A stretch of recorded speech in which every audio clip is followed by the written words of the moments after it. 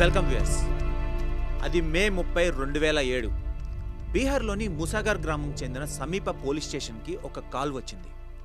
అక్కడున్న గ్రామస్తులు, సార్, ఒక సీరియల్ కిల్లర్ని పట్టుకున్నాం, మీరు వెంటనే వచ్చి అతన్ని అరెస్ట్ చేసి తీసుకెళ్ళండి అని చెప్పారు. ముసాగర్ తక్కువ జనాభా కలిగిన ఒక చిన్న గ్రామం కావడంతో పోలీసులకు నమ్మశక్యం కాలేదు. పోలీసులు గ్రామానికి చేరుకునేసరికి ఒక ఇంటి ముందు జనం గుంపులుగా మాట్లాడుకుంటున్నారు. వారిని దాటుకొని లోపలికి వెళ్ళగా ఒక 8 ఏళ్ల కుర్రాడు ఏడుస్తూ కనిపించాడు. అతనితో పాటు ఇద్దరు దంపతులు కూడా ఉన్నారు. వారిలో హంతకుడు ఎవరో తెలియక అయోమయంలో ఉన్న పోలీసులతో జనం, ఈ కుర్రవాడే హంతకుడు, వీడిని అరెస్ట్ చేయండి అని అరవడంతో పోలీసులు నిర్ఘాంతపోయారు. విచారణ కోసం ఆ అబ్బాయిని పోలీస్ స్టేషన్కి తీసుకువెళ్లారు. స్టేషన్లో అతన్ని కుర్చీలో కూర్చోబెట్టి పేరు అడిగితే అమర్జిత్ సాదా అని చెప్పాడు. అతను కూర్చున్న తీరు, వంకర నవ్వు, పోలీస్ స్టేషన్ పట్ల భయం లేకపోవడం చూసి పోలీసులు అతని ప్రవర్తనలో విచిత్రమైన అసహజత్వాన్ని గమనించారు. నువ్వు ఒక చిన్న పిల్లాడిని చంపినట్లు మీ గ్రామస్తుల నుండి ఫిర్యాదు వచ్చింది అని పోలీసులు అడిగితే అతను నిర్భయంగా, ముందు నాకు ఆకలిగా ఉంది, టీ బిస్కెట్లు తెప్పించండి, తర్వాత మీ ప్రశ్నకు సమాధానం చెప్తానన్నాడు. టీ తాగుతూ బిస్కెట్లు తింటూనే, అవును, ఆ బాలుణ్ణి నేనే చంపానని ధైర్యంగా ఒప్పుకున్నాడు.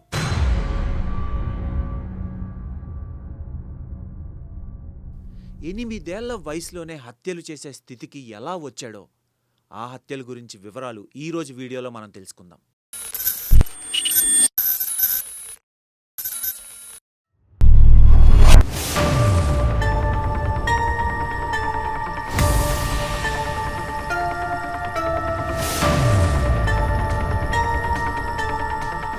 ఇలాంటి మరిన్ని ఇంట్రెస్టింగ్ వీడియోస్ కోసం మన స్పాట్ ఛానల్ని వెంటనే సబ్స్క్రైబ్ చేసుకోండి. 8 ఏళ్ల వయసులోనే హత్యలు చేసే స్థితికి ఎలా వచ్చాడో అర్థం కాక పోలీసులు అతన్ని లాకప్లో పెట్టి తల్లిదండ్రులను పిలిపించి విచారణ మొదలుపెట్టారు. తల్లిదండ్రుల వివరణ విని పోలీసులు దిగ్భ్రాంతి చెందారు. అమర్జిత్ సాదా 1998లో బీహార్లోని ముసాగర్ గ్రామంలో ఒక పేద కుటుంబంలో జన్మించాడు. తల్లిదండ్రులు కూలి పనులు చేస్తూ కుటుంబాన్ని పోషించేవారు. 10 దొరకని రోజుల్లో కుటుంబం పస్తులుండేది. చిన్నప్పటి నుండి అతని విచిత్ర ప్రవర్తన తల్లిదండ్రులను, స్నేహితులను చాలా భయపెట్టేది. కోరుకున్నది దొరకనప్పుడు దానికి కారణమైన వారిని హింసించి ఆనందించేవాడు.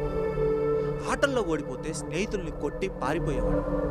ఈ విచిత్ర ప్రవర్తనను తల్లిదండ్రులు సాధారణమైనదిగా భావించి పెద్దగా పట్టించుకోలేదు. కానీ 2006లో ఒక భయంకర సంఘటన చోటు చేసుకుంది. తండ్రి పనికి వెళ్ళిన తర్వాత అమర్జిత్ అతని తల్లి ఇంట్లో ఉండగా అతని పిన్ని 6 నెలల పసికందుతో వచ్చి, అక్క, జీవనం చాలా కష్టంగా ఉంది, బిడ్డను సరిగ్గా చూసుకోలేకపోతున్నాను, నాకు దూర ప్రాంతంలో ఉద్యోగం దొరికింది, అక్కడ ఉద్యోగం ఉదయం 7 నుంచి రాత్రి 11 వరకు, అక్కడికి నేను బిడ్డను తీసుకెళ్ళలేను, అందులో ఒంటరిగా కూడా వదలలేను, నువ్వు ఇంట్లో ఉంటావు కదా, నా కొడుకుని నీ దగ్గర వదిలి వెళ్దామని వచ్చాను అని అంది. దానికి అమర్జిత్ తల్లి, మాకే తినడానికి డబ్బులు లేవు, నీ కొడుకుని ఎలా చూసుకోగలం అని జవాబిచ్చింది. దానికి వాళ్ళ పిన్ని, నువ్వు ఊరికే ఏం చూసుకోక్కర్లేదు, నాకు వచ్చే డబ్బుల్లో కొంత మొత్తం నీకు ఇస్తాను, దాంతో నా కొడుకుతో పాటు నీ కుటుంబ పోషణ కూడా చూసుకోవచ్చు అని చెప్పింది. ఆలోచించుకున్న అమర్జిత్ తల్లి దానికి ఒప్పుకుంటుంది. మీ సహాయం మర్చిపోలేనని 6 నెలల కొడుకుని తన అక్కకు అప్పగించి ఆ పసికందును వదల్లేక అక్కడి నుంచి వెళ్ళిపోతుంది. ఆ 6 నెలల చిన్నారి అమర్జిత్ని చూసినప్పుడల్లా బోసి నవ్వులు నవ్వేవాడు. అది గమనించిన అతని తల్లి సంతోషిస్తూ తన పని తను చేసుకునేది. ఇలా ఒక వారం గడిచింది. ఆ చిన్నారి తనను చూసి నవ్వడం అమర్జిత్కి అస్సలు నచ్చేది కాదు.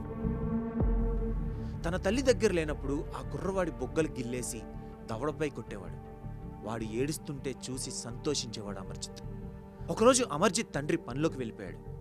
తల్లి కొడుకుని పిలిచి, నేను కూరగాయలు తేవడానికి బజార్కు వెళ్తున్నాను, నువ్వు ఇంటి దగ్గరే ఉండి తమ్ముడిని జాగ్రత్తగా చూసుకో అని చెప్పి తలుపు దగ్గరికి వేసి బజార్కి వెళ్ళింది. కొద్దిసేపు తన దగ్గర ఉన్న బొమ్మలతో ఆడుకున్న అమర్జిత్కి విసుగు వచ్చి ఉయ్యాల్లో ఉన్న చిన్నారి దగ్గరికి వెళ్ళాడు. అతను ప్రశాంతంగా పడుకొని ఉండడం నచ్చక గట్టిగా బొగ్గలు గిల్లాడు. దాంతో చిన్నారి ఏడవడం మొదలుపెట్టాడు. ఏడుపు ఆపినప్పుడల్లా మళ్లీ హింసించి ఏడిపిస్తూ సంతోషించేవాడు. ఇలా చేస్తూ కొంతసేపటికి ఆ చిన్నారి మెడ పిసకడం మొదలుపెట్టాడు. 6 నెలల ఆ చిన్న ప్రాణం అది తట్టుకోలేకపోయింది. అరగంట తర్వాత ఇంటికి వచ్చిన తల్లికి అమర్జిత్ బొమ్మలతో ఆడుకుంటూ కనిపించాడు. కూరగాయల సంచి పక్కన పెట్టి ఉయ్యాల దగ్గరికి వెళ్ళి చూసిన తల్లికి ఆ 6 నెలల చిన్నారి ఉయ్యాల్లో కనిపించలేదు. కంగారు పడిపోయి కొడుకుని తమ్ముడేడి అని అడిగితే అమర్జిత్ అదేమీ పట్టించుకోకుండా తన బొమ్మలతో ఆడుకుంటూనే ఉన్నాడు. కోపంతో తల్లి గట్టిగా కేకలేసి మళ్ళీ అడిగితే ఇంటి వెనకాల ఆడుకుంటున్నాడని చెప్పాడు. అంత చిన్న పిల్లవాడు ఇంటి వెనక్కి ఎలా వెళ్ళగలడని కంగారుగా కొడుకు చేయి పట్టుకొని ఇంటి వెనక్కి లాక్కెళ్ళింది. అక్కడ చిన్నారి లేకపోవడంతో కొడుకుని గట్టిగా అడుగుతుంది, ఎక్కడా తమ్ముడు అని. కింద నేలలో దాక్కున్నాడని చెప్తాడు. నేలలో ఎక్కడ దాక్కున్నాడు చూపెట్టు అని అడిగితే అతను ఒక ప్రదేశం చూపిస్తాడు. పైపైన తవ్వి చూడగా అక్కడ చిన్నారి శవం కనిపించింది. ఆమె భయంతో అరుస్తూ కొడుకుని గట్టిగా కర్రతో కొడుతుంది. ఇప్పుడు తన చెల్లి వచ్చి అడిగితే చిన్నారి గురించి ఏం చెప్పాలో తెలియక తలపట్టుకుని కూలబడిపోయింది. అమర్జిత్ని పోలీసులకు అప్పగిద్దామనుకుంది, కానీ తల్లి ప్రాణం దానికి ఒప్పుకోదు. పనికి వెళ్ళిన భర్త తిరిగి వస్తాడని వెయిట్ చేసింది. సాయంత్రం భర్త పని ముగించుకొని ఇంటికి వచ్చాడు.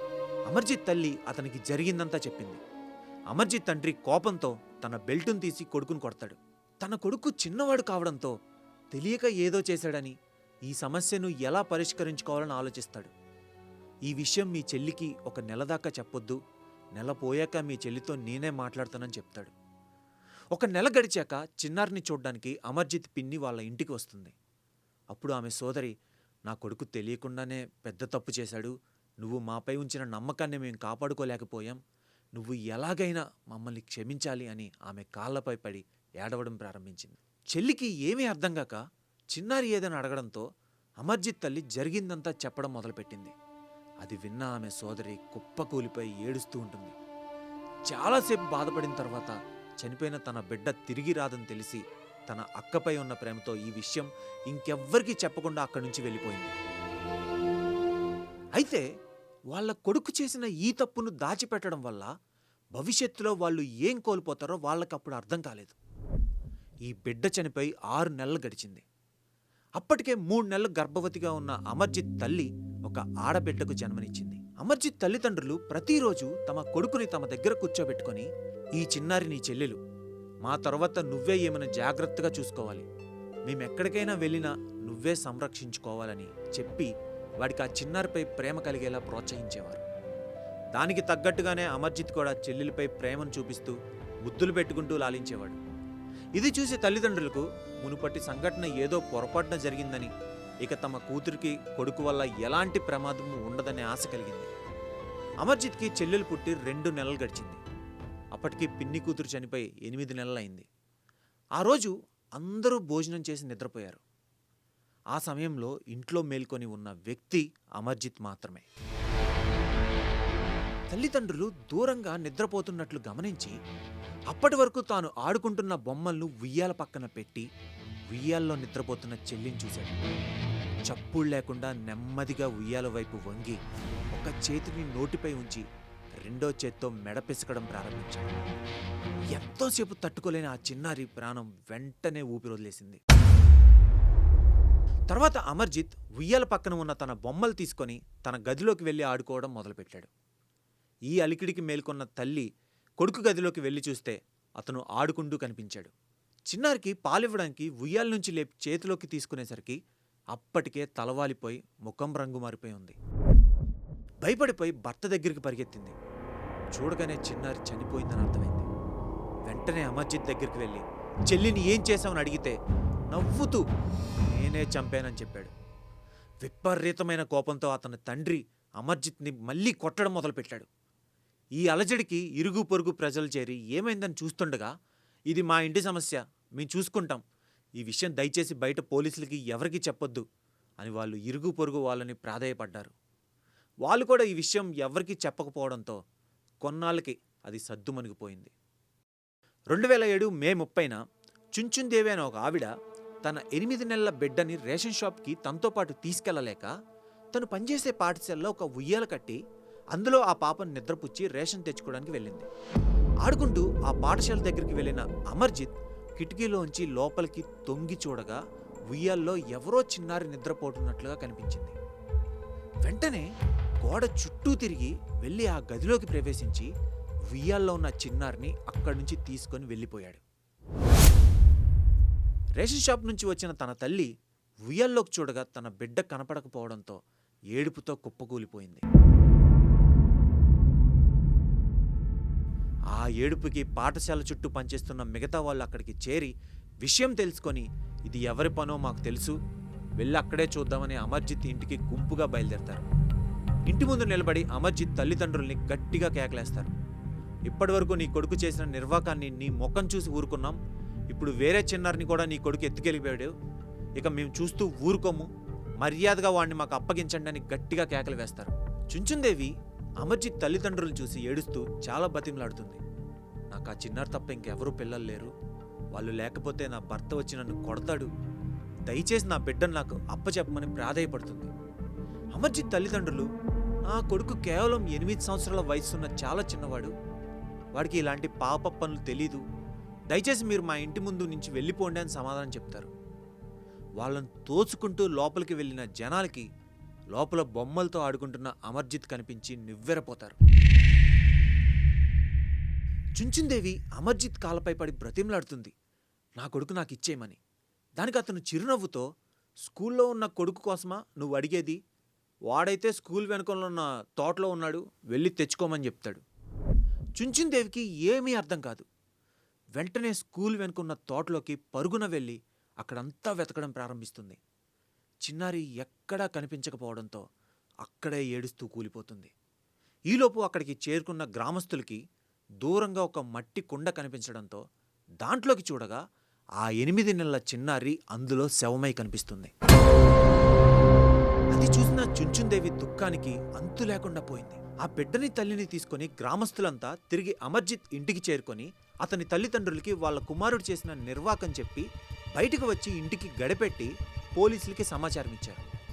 పోలీసులు అమర్జిత్ ఇంటికి చేరుకొని అమర్జిత్ని వాళ్ళ తల్లిదండ్రుల్ని తమతో పాటు స్టేషన్కి తీసుకెళ్లి విచారించి కోర్టుకు అప్పగించారు. అతని వయసు కేవలం 8 సంవత్సరాలు కావడంతో పెద్ద శిక్ష విధించలేకపోయారు. ఇంత చిన్న వయసులోనే అతను ఇంత క్రూరమైన మనస్తత్వాన్ని ఎలా కలిగి ఉన్నాడో తెలుసుకునేందుకు కోర్టు వారు మానసిక వైద్యుడిని సంప్రదించగా వైద్యుడు అతన్ని పరీక్షించి అతను కండక్ట్ డిసార్డర్తో ఈ హత్యలు చేస్తున్నాడు, ఈ డిసార్డర్తో జన్మించిన వారు మెదడులో కెమికల్ ఇంబ్యాలెన్స్ లేకపోవడంతో ఇలా శాడిస్టులుగా తయారవుతారు, పక్క వాళ్ళని బాధ పెట్టి వాళ్ళు సంతోషిస్తుంటారు, ఇది సరైనదా కాదా అని కూడా వాళ్ళకి తెలియదు, అందుకే అతను ఈ 3 హత్యలు చేశాడు అని చెప్తారు. అమర్జిత్ సదా ఆ సమయంలో మైనర్ అవడం వలన అతను జువైనల్ హోమ్కి పంపబడ్డాడు. 2016 నాటికి అతనికి 18 సంవత్సరాలు నిండాయి. జువైనల్ హోమ్ నుండి బయటకు వచ్చి పేరు మార్చుకొని ఎక్కడో అజ్ఞాతంలో జీవిస్తున్నాడు. ప్రస్తుతానికి అతని వివరాలు ఎవరికీ తెలియవు. అమర్జిత్ ప్రపంచంలోనే యంగెస్ట్ సీరియల్ కిల్లర్. ఇకనైనా అతను సాధారణ జీవితాన్ని గడపాలని కోరుకుందాం.